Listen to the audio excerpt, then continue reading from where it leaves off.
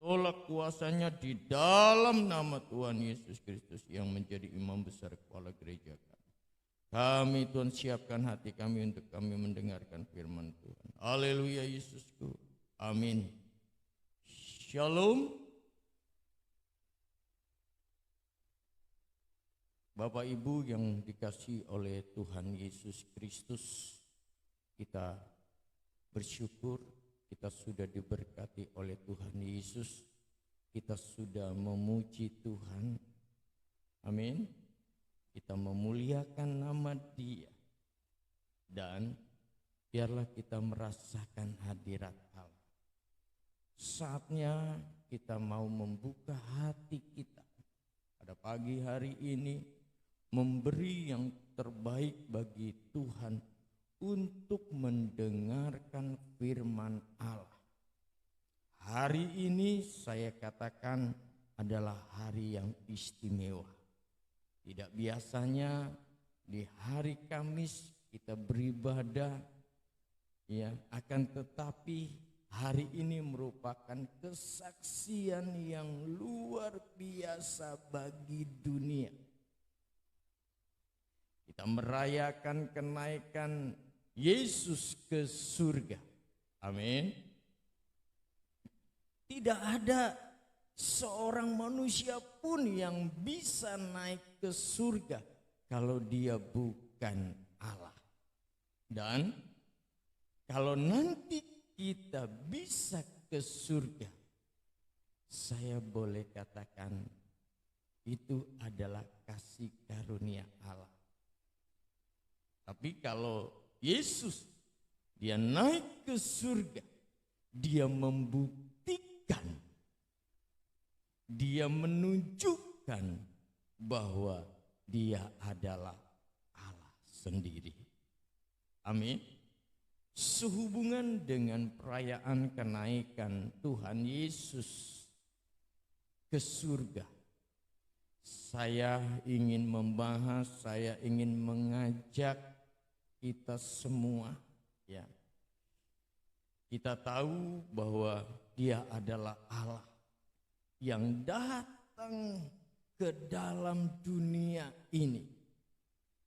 Dia menebus segala pelanggaran dosa saudara dan saya lewat kematiannya di Golgota. Dia bangkit. Dia membuktikan bahwa dia bukan sekedar manusia, tetapi dia adalah Allah yang menjadi manusia. Haleluya. Dan kealahannya dia buktikan dengan kebangkitannya. Ya, karena saya katakan tidak ada manusia di dunia ini yang pernah mati lalu hidup, ya, untuk selama-lamanya. Kita tahu semua ada banyak peristiwa orang-orang yang dibangkitkan, akan tetapi dia mati kembali. Beberapa session minggu yang lalu saya sudah sampaikan. Namun berbeda dengan Yesus, dia bangkit, dia naik ke surga dan hidup selama-lamanya. Karena apa saudara, Bapak Ibu yang dikasihi Tuhan?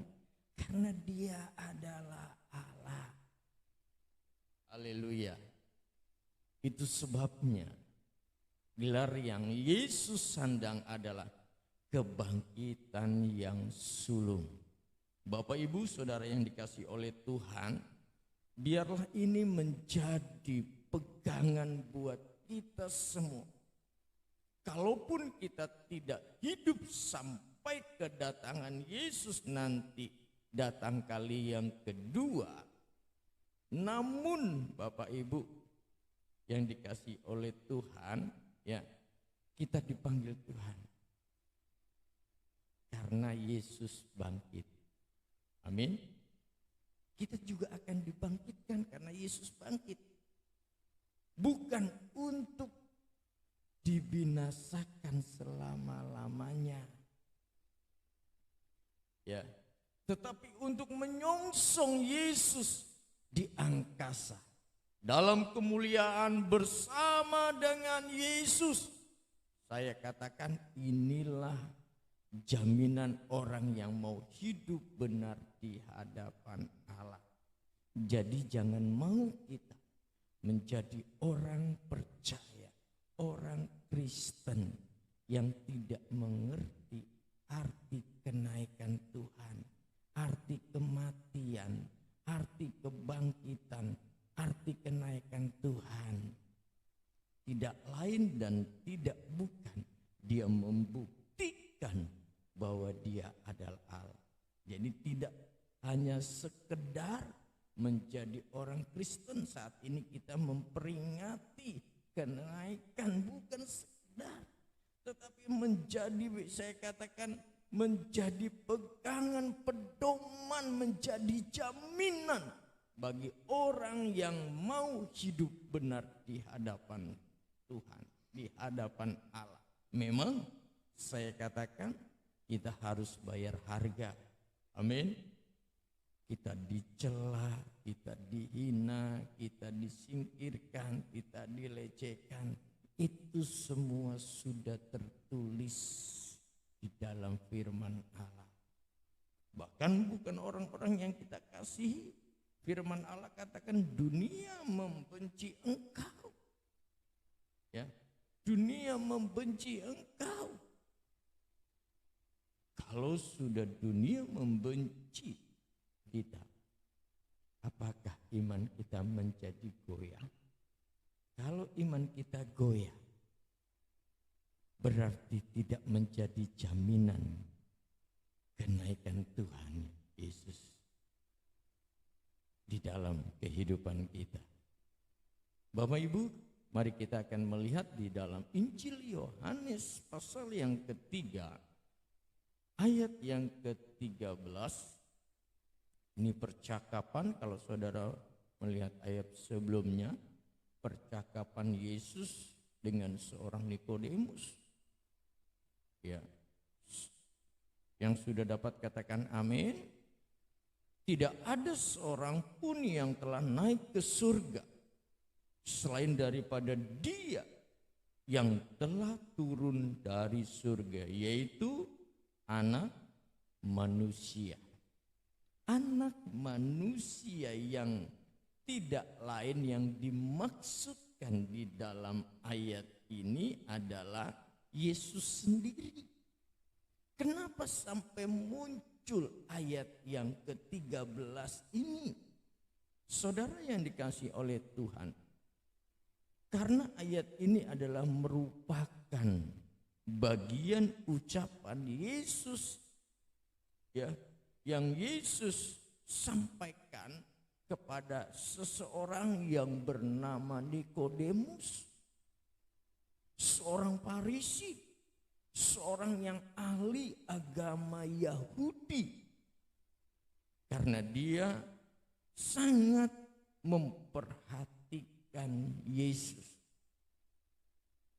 Dia tahu bahwa Yesus dapat mengadakan tanda-tanda mujizat, sementara rekan-rekan yang lain, yaitu kita tahu ya, Farisi, orang-orang Farisi yang lain, di bawah imam besar ada 17 majelis yang disebut Sanhedrin. Ya, Sanhedrin. Saudara yang dikasihi Tuhan, orang-orang Yahudi pada umumnya meragukan siapakah Yesus ini.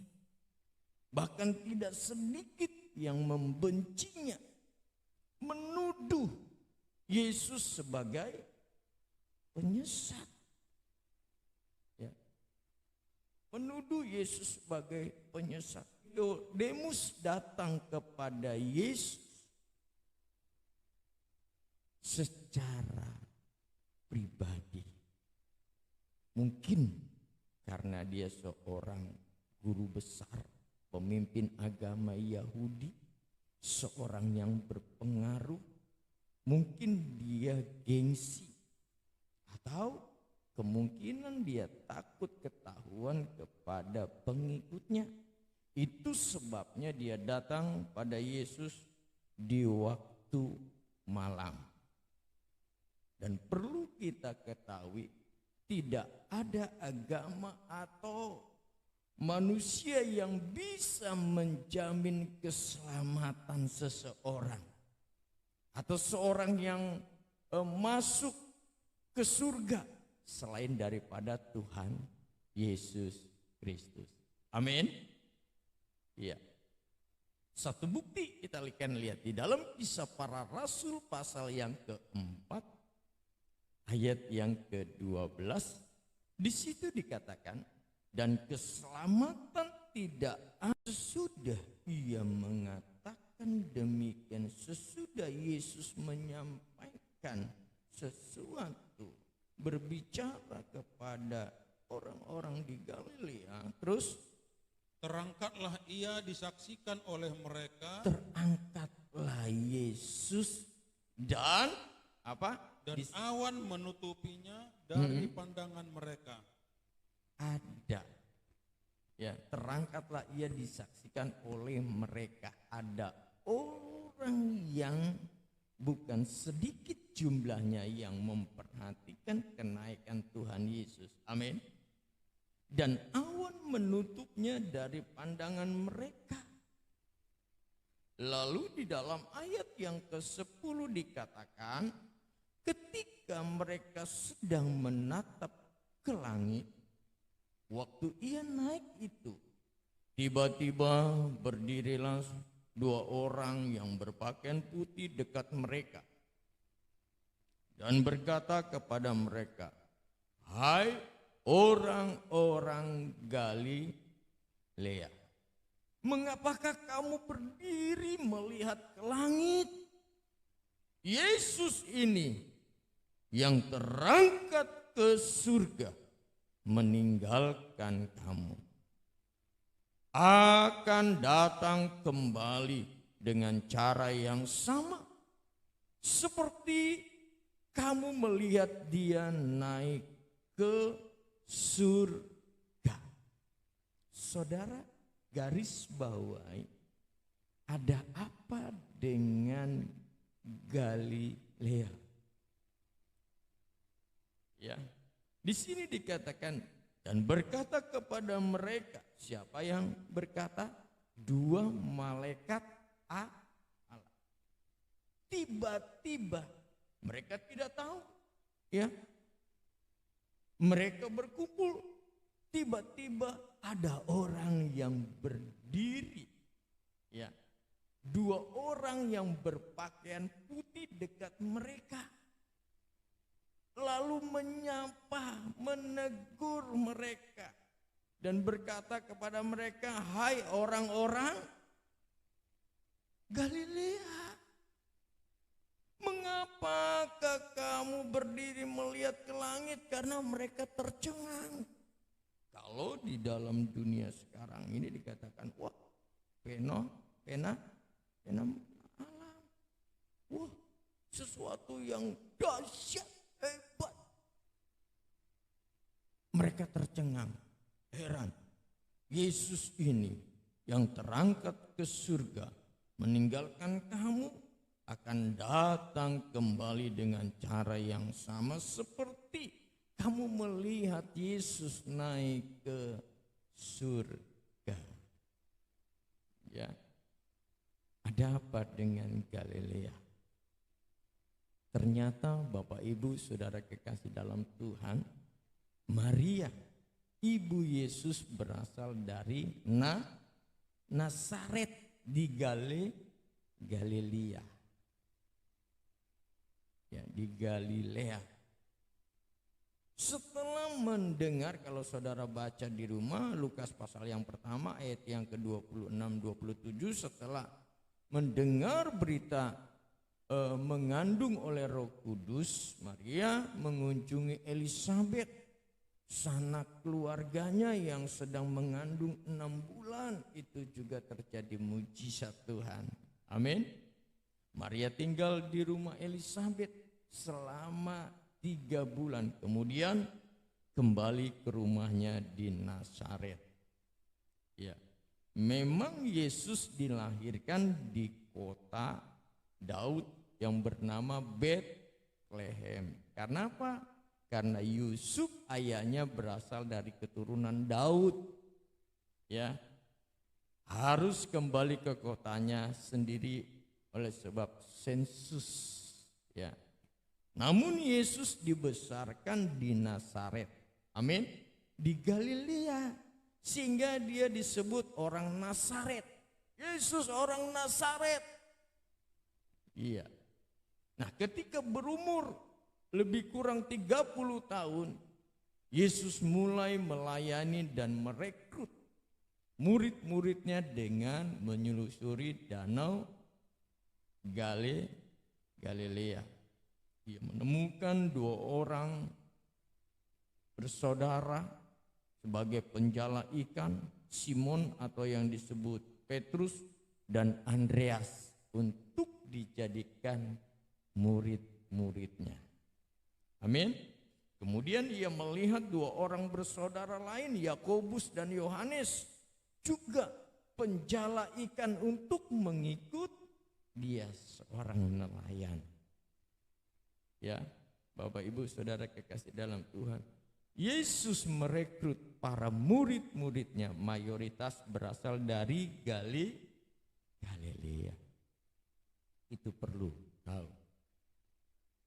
Itu sebabnya dikatakan di dalam Matius pasal yang ke-16 ayat yang ke-27, sebab anak manusia akan datang dalam kemuliaan Bapanya, diiringi malaikat-malaikatnya. Pada waktu itu ia akan membalas setiap orang menurut perbuatannya.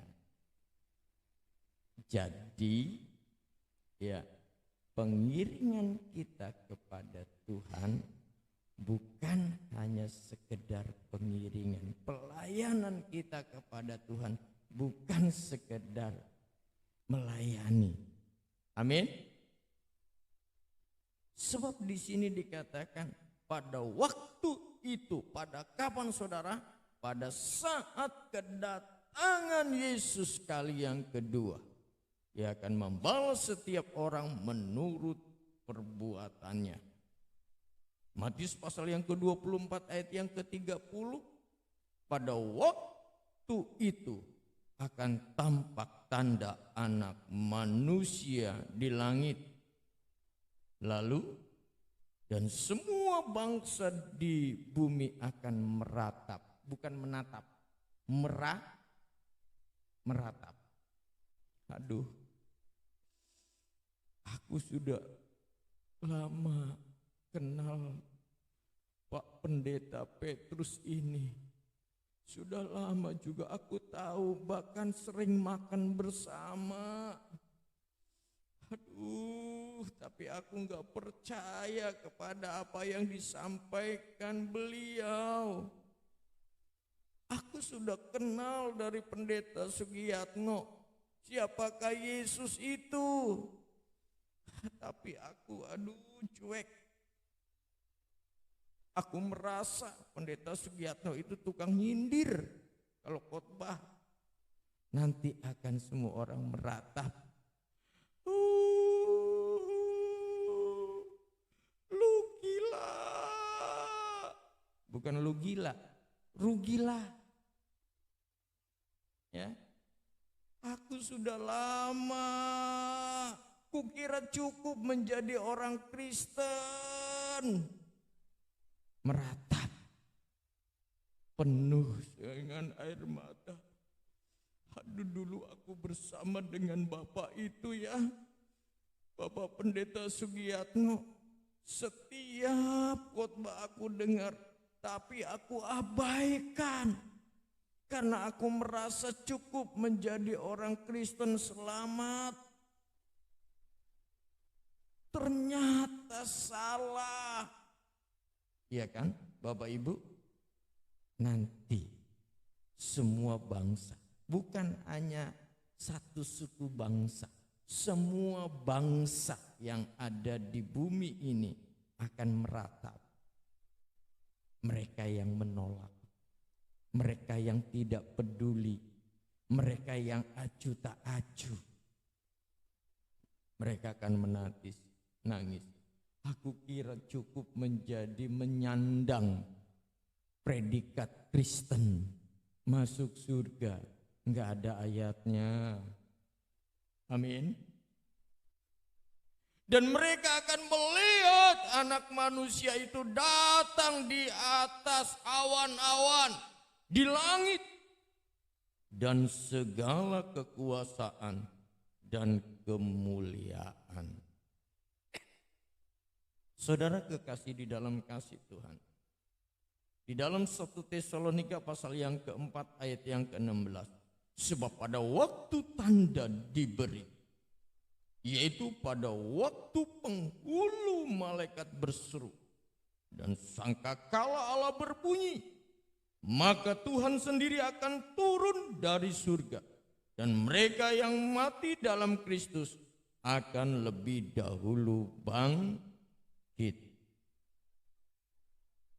Ya, dengan suara yang luar biasa dahsyatnya, diiringi juga dengan sangkakala Allah berbunyi. Ini tidak lain adalah sangkakala terakhir, sangkakala yang ke-7. Ya, maka Tuhan sendiri akan turun dari surga, karena Dia sudah saat ini dunia menyaksikan, merayakan, memperingati bahwa lebih dari 2000 tahun yang lampau, Yesus yang sudah turun dari surga, Dia naik, dan nanti kedatangan yang kedua, Dia turun di awan-awan menjemput kita, mempelainya. Amin. Ya, sangkakala yang ke-7, maka Tuhan sendiri akan turun dari surga. Yang dimaksud di sini adalah Tuhan Yesus sendiri. Amin. Dia turun dari surga. Pada saat Dia datang kedua kalinya, Yesus turun ke dunia ini. Apa yang terjadi? Dikatakan saudara apa? Mereka yang mati dalam Kristus. Tidak, di sini tidak disebut yang di luar Kristus. Betul? Ayat di sini dikatakan mereka yang mati dalam Kristus, bukan. Mereka yang mati sebagai orang Kristen, bukan. Mereka yang mati dalam Kristus yang hidupnya dekat kepada Allah. Amin.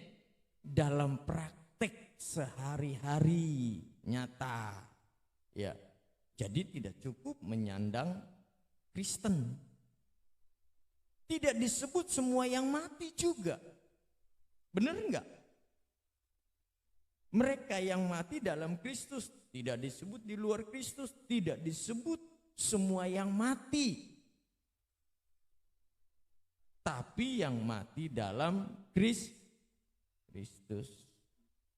Ya. Hal ini menjadi pengalaman kita. Maukah kita dibangkitkan bersama dengan Dia? Dibangkitkan, setelah dibangkitkan, saudara naik ke surga. Amin. Pada nanti. Tadi satu pujian yang begitu indah. Kalau bunyi sangkakala, kalau bunyi sangkakala, kalau bunyi sangkakala, kalau bunyi sangkakala, ku ada. Bunyi sangkakala, kita tidak terangkat. Kenapa? Kita gagal paham. Ya. Kita tidak mengerti bahwa Yesus naik ke surga. Tanda untuk kita mempersiapkan kedatangannya kali yang kedua. Bagaimana, saudara? untuk hidup benar di hadapannya. Memang tidak banyak, saya katakan, orang yang mengiring Tuhan dengan sungguh-sungguh, karena mereka lebih suka menyandang Kristen daripada hidup dalam kasih anugerah Allah. Amin. Itu sebabnya perbuatan yang mereka lakukan masih perbuatan dunia, gaya dunia, cara dunia, pola dunia. Itu yang terjadi di hari-hari terakhir di mana kita hidup. Kalau kita sudah tahu, kita mengerti firman Allah pada saat pagi ini, biarlah itu menjadi peringatan akan kita, menjadi iman, menjadi jaminan yang teguh dalam kehidupan kita.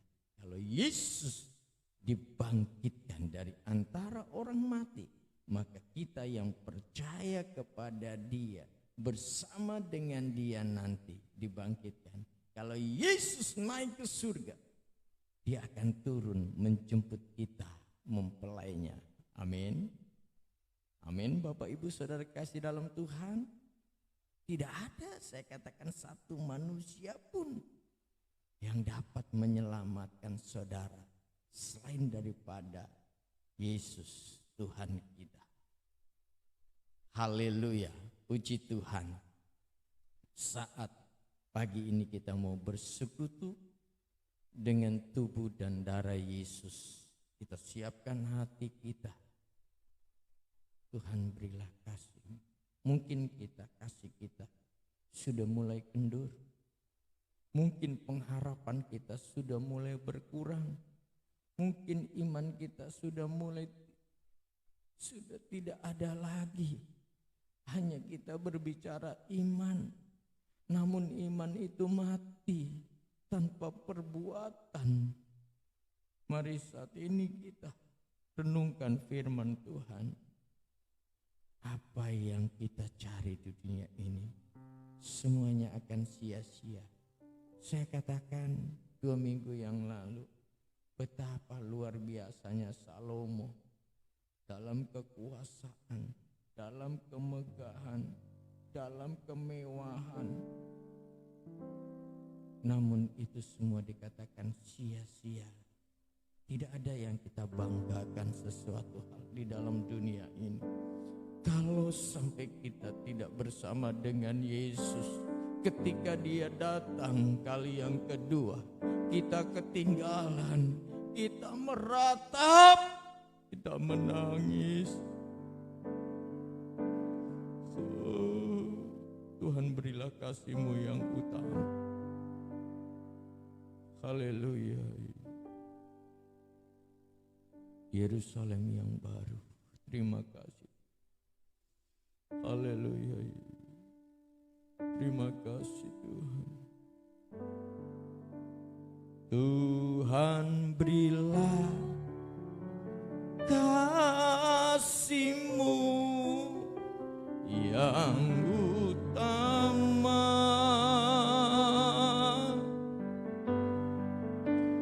agar daku menjadi mempelai-Mu,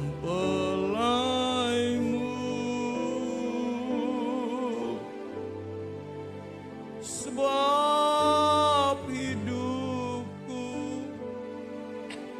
serba tiada sempurna. Aku merindu menjadi milik-Mu, aku merindu menjadi milik.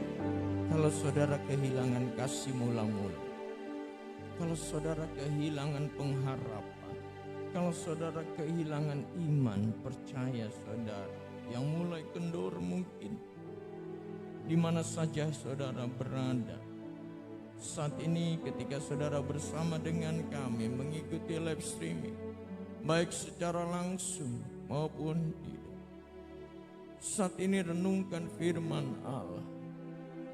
Dia sudah menunjukkan kepada kita dia naik ke surga untuk memberikan satu kehidupan yang kekal, untuk memberikan satu pengharapan yang tidak akan sia-sia. Haleluya. Haleluya.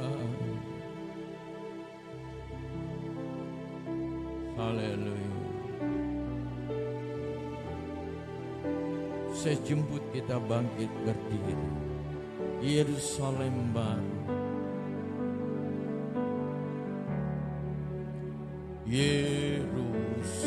Yerusalem baru, kaulah mempelai Tuhan. Oh, betapa hatiku merindukan akan dikau, akan dikau, oh kota kesucian Allah. Ya bagiku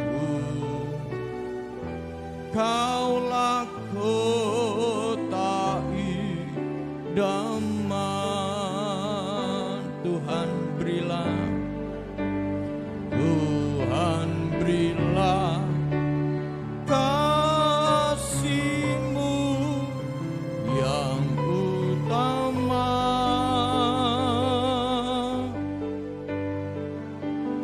agar daku menjadi mempelai-Mu. Sebab hidupku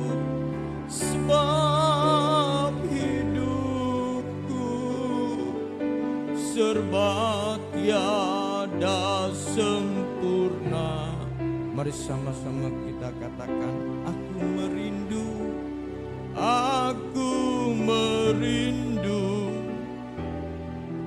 menjadi milik-Mu. Sekali lagi kita katakan, Tuhan berilah, Tuhan berilah kasih-Mu yang utama, agar daku menjadi mempelai-Mu, agar daku menjadi